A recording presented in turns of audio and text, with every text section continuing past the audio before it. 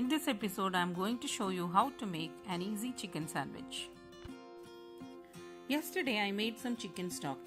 These are the chicken pieces and some vegetables which were used for that. We will be using these items to make the sandwich. I will show you how to make the chicken stock in another video. I have shredded the chicken pieces. Then we have taken 2 garlic cloves, some onions, 2 tablespoons of mayonnaise, 2 bread pieces which are toasted. Mix all ingredients well. Once all ingredients are mixed together, spread it on the bread.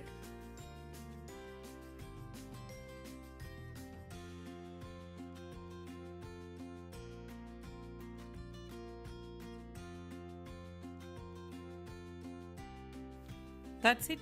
The sandwich is ready to serve. Hope you liked this video. If you like this video, please do like, comment and share with your friends and family.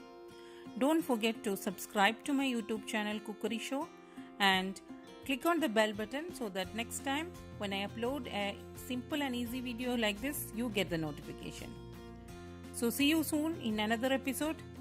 Thank you.